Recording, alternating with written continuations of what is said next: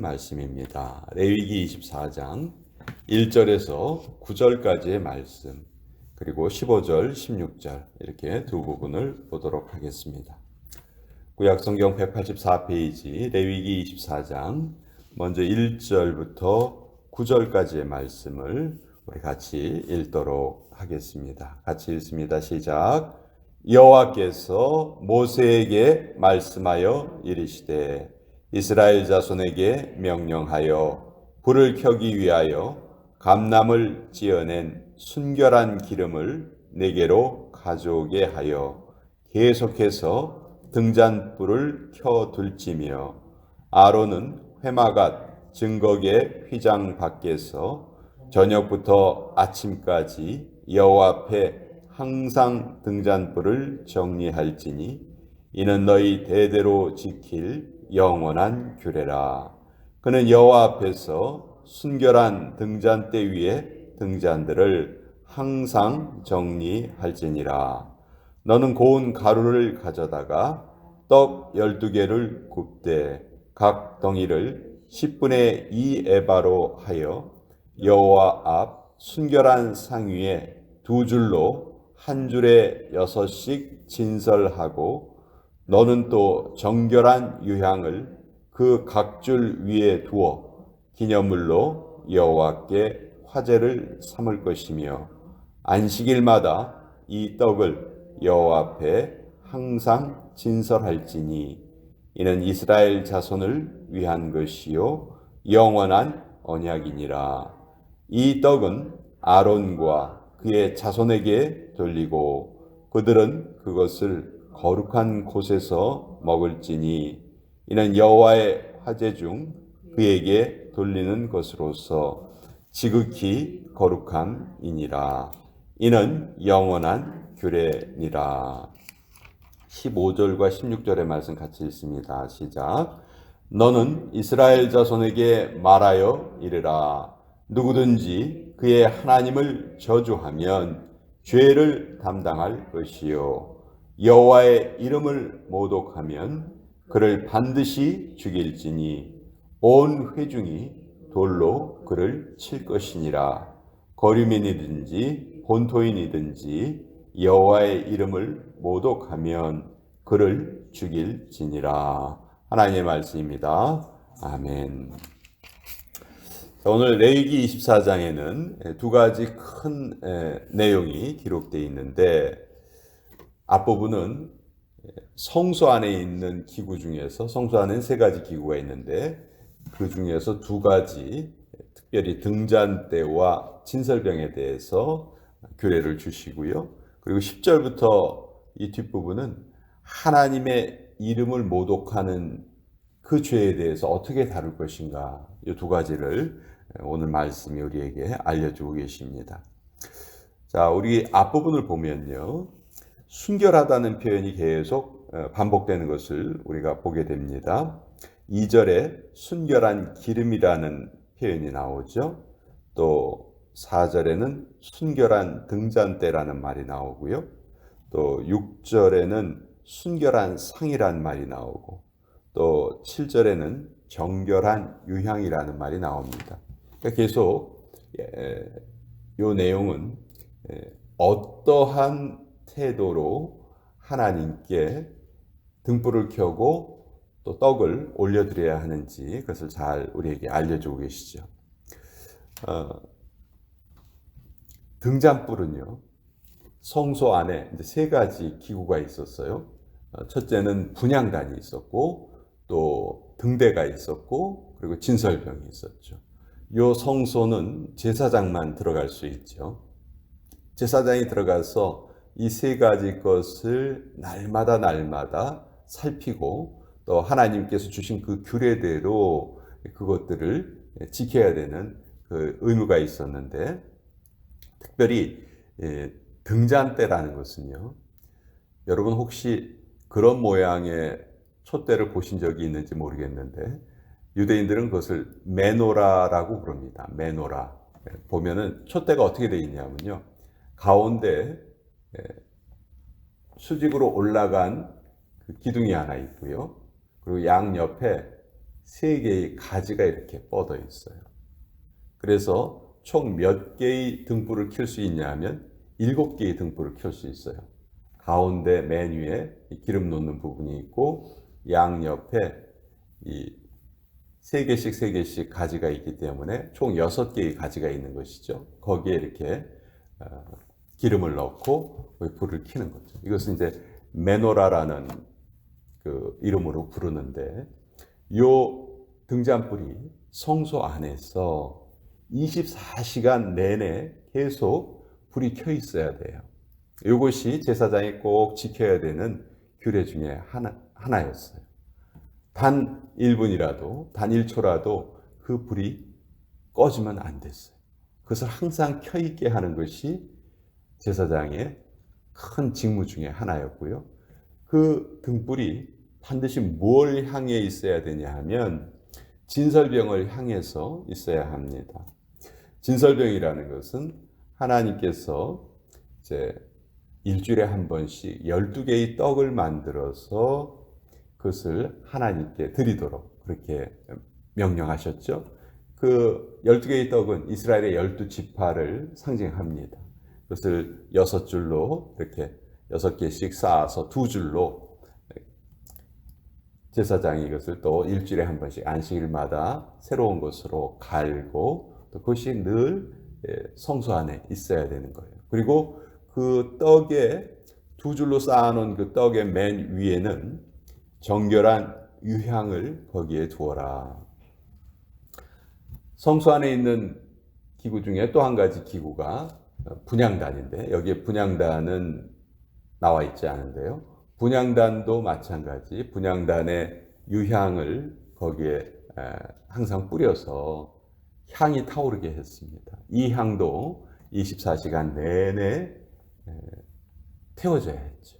이런 것이 항상 그 하나님께 드려야 되는 그 제사장의 직무 중에 하나였어요. 근데 여기에서 이 등잔대가 늘 진설병을 향하고 있다는 것이 아주 중요한 의미를 가지고 있습니다. 등잔대에 타오르는 그 불빛은 하나님의 은혜를 상징하는 것인데, 이것이 24시간 내내 불이 켜 있었고, 그것이 이스라엘 12지파를 상징하는 그 진설병을 향해 있었다는 것이죠.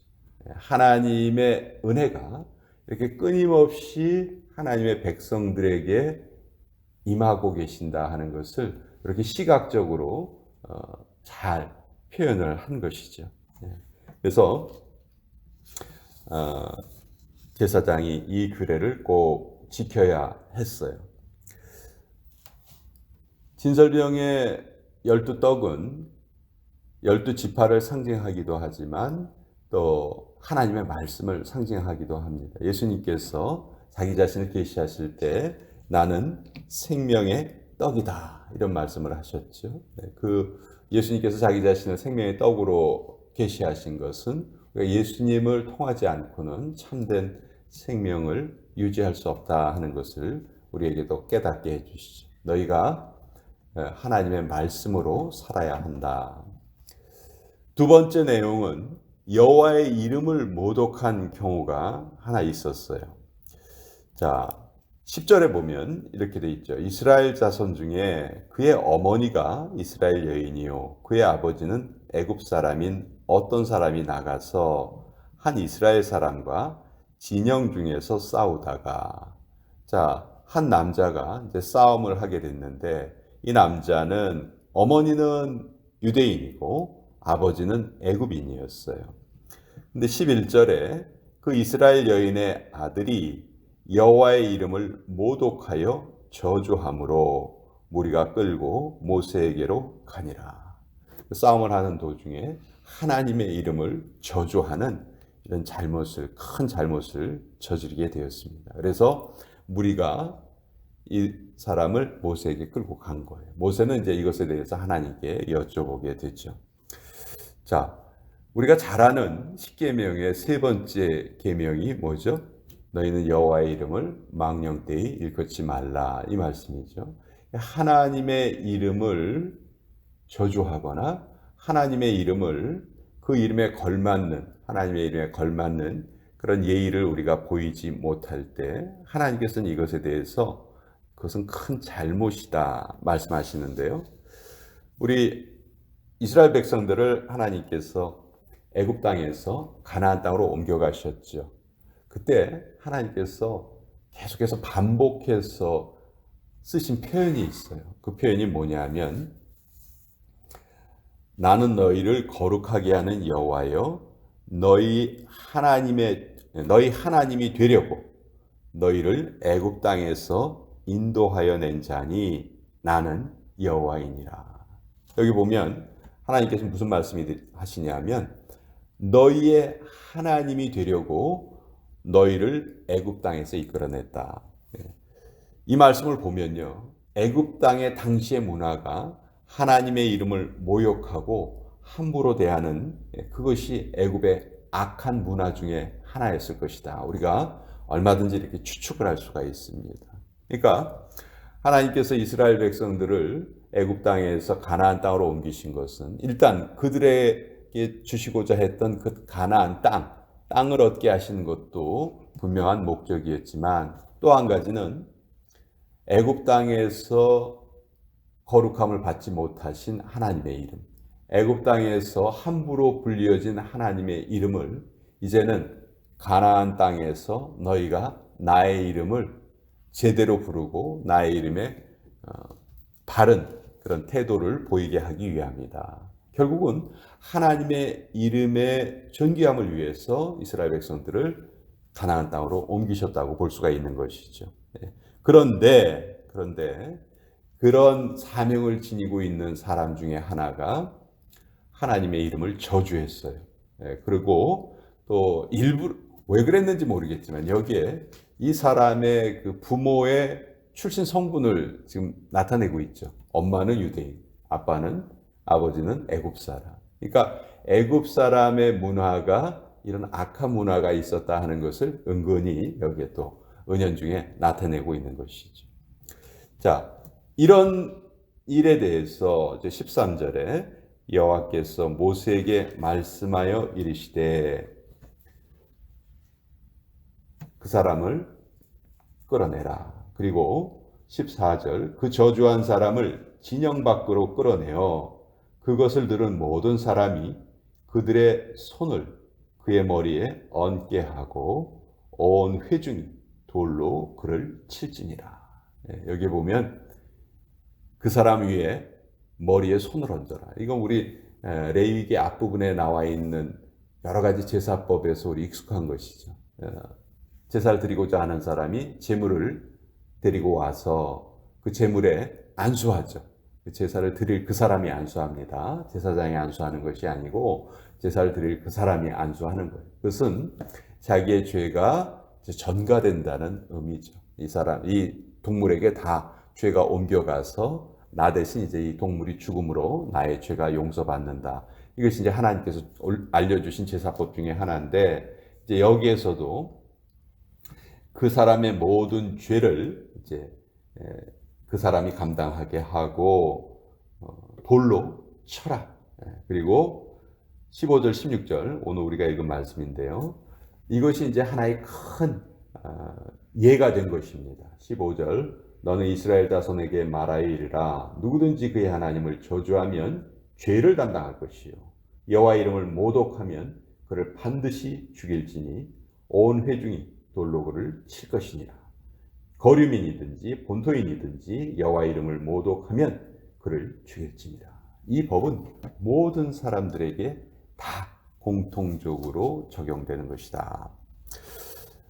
잘 생각해 보세요. 우리가 하나님의 백성이 되기 전과 되고 난 후에, 그러니까 구원을 받기 전과 구원을 받은 후에 가장 큰 차이점 중에 하나가 저는 하나님의 이름을 부르는 태도에 있다고 생각해요.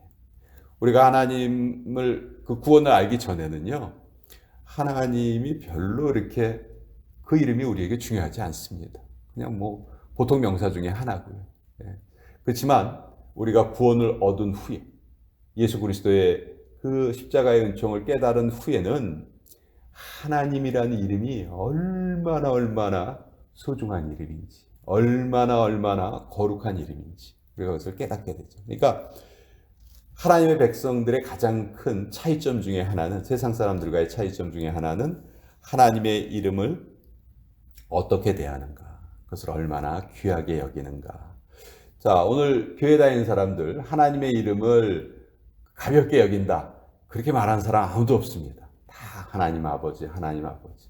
근데 문제는 그 말이 과연 우리의 삶에, 우리의 생활에 그대로 표현되는가. 그것이 이제 제일 큰 문제겠죠.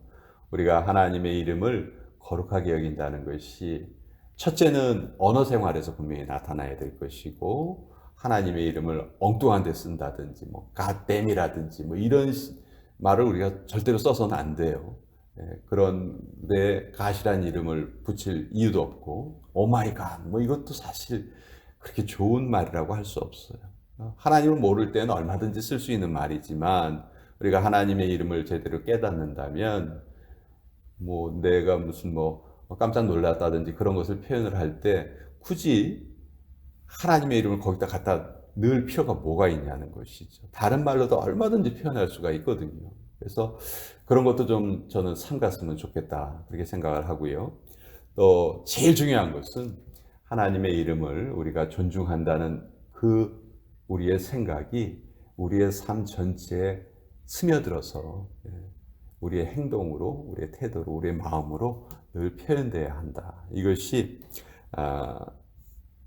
우리가 하나님 앞에 할 수 있는 가장 귀한 행동이다. 그리고 또 진설병의 12떡 앞에 늘 등잔불이 비추고 있다. 하나님의 은혜가 비추고 있다. 그러니까 그 떡에게 가장 큰 복이 늘 등불이 비치는 거예요. 떡은 우리 이스라엘 12지파를 상징하는데, 오늘 하나님의 백성들에게 가장 귀한 복이 뭐냐? 하나님의 얼굴빛을 늘 구하는 것이죠. 그 하나님의 빛을 향해서 우리가 늘 바른 태도를 하고 있고, 또 하나님의 이름을 늘 존귀하게 여기고, 그렇게 살아가는 것이 우리에게 가장 큰 복이다 하는 것이 우리 레위기 24장을 통해서 우리가 깨닫는 또 귀한 말씀입니다. 자,